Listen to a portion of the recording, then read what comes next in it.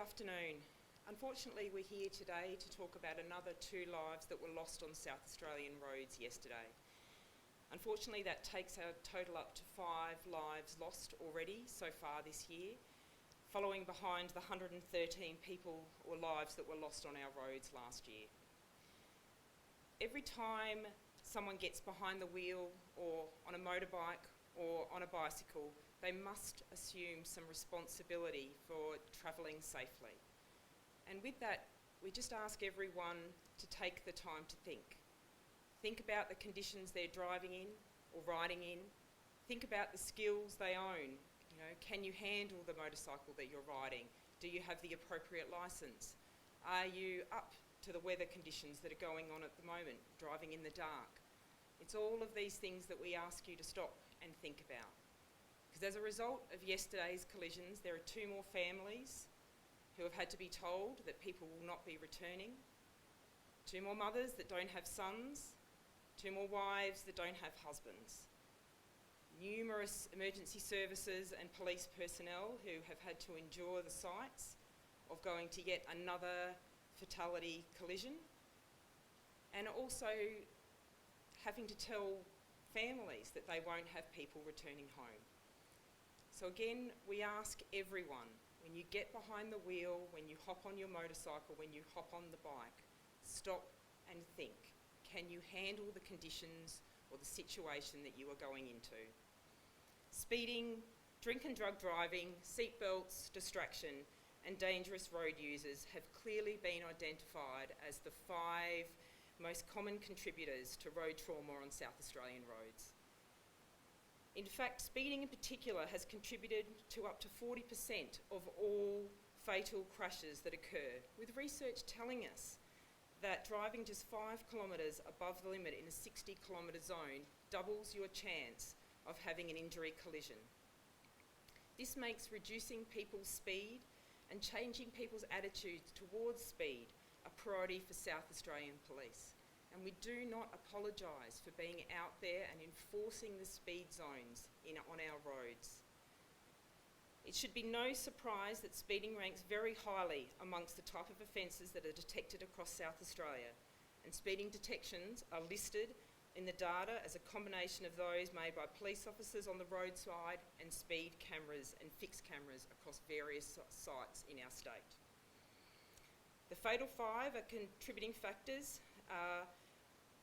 Number of fatal and serious injury crashes, which is why South Australia Police continue to focus strongly on these poor driving behaviours throughout the year. We take every opportunity to speak to motorcyclists and all drivers, monitoring the public about the dangers associated with making poor driving decisions. Does anyone have any questions? Well, those 2 that was yesterday. Yes. Are they directly linked to inappropriate or illegal road handling? It is still an ongoing investigation at this stage. They were motorcyclists that were riding in a group, but until the investigation has been concluded, we're unable to say at this point in time.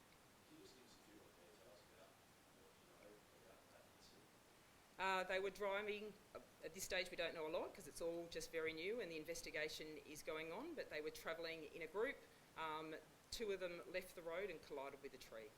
That's about all we have at this point. How large is the group, do you think? I believe it was a group of 5. And the others continued? No, they stopped and rendered assistance, yes. Some talk from members of the community up here where it happened that they saw this group travelling well in excess of 200 kilometres an hour. Anything that would point to that being potentially the cause? That is all part of the investigation, and our major crash investigation team will be out there and they'll be piecing all of that together. If speed was a factor, how would you describe those actions of using the road as a racetrack essentially? Again, what I can say is what I said at the start, is that we just ask people to think about what they're doing. Again, there's mothers, there's wives, there's fathers, there are all these people that as a result of those actions do not have a family member coming home. In the light of last year's road trauma, because the amount of people that died on the road last year, are we starting to see the same trend pick up again this year, where we're seeing quite a number of fatals in a very short period of time? That's a very difficult question to answer. The responsibility of how you handle your car, your bike, your motorcycle is in the mind of the person that hops behind the wheel. So what we can do is we can appeal to that person hopping behind the wheel, and we can say to them that they need to think about what they're doing before they start the journey. Don't live in the moment, live in the future. Think about what's going to happen if your mother gets a phone call about the fact that you're not coming home, the emptied seat at the dinner table next Christmas. They're the sorts of things that we can appeal to make people stop and take that moment to think about what they're doing before they do it. Is it frustrating that you're here again? It was only a week or so ago we listened to you give the exact same spiel. It's hugely frustrating. Nobody wants to be standing up here and doing this.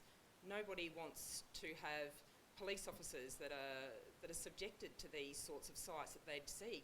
Nobody wants to have emergency personnel in the country having to do the sorts of things that they're doing surrounded by this. It's a ridiculous waste, and that's the only way it can be said. It's a simple waste, and people need to take the moment to think about what they're doing before they actually do it. Is that area where the crash happened yesterday the police's area for potential dangerous driving, aggressive driving? We focus on all our roads. We consider all our roads to have the potential to be a dangerous road. We look at each road in terms of previous collisions and speeding and all those sorts of things when we decide where we're going to deploy our speed cameras and all of those sorts of side of things as well.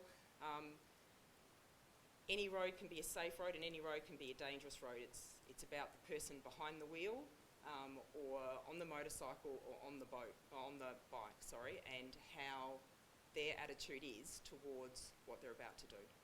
What would you say to women particularly influenced by others driving erratically or dangerously? Yep. Again, I would tell them to stop and think about it. Think about their mother, think about their brothers, think about their sisters, think about their friends. It's not about you, it's about everybody else around you, and how what could happen to you in that moment is going to impact each of their lives going forward.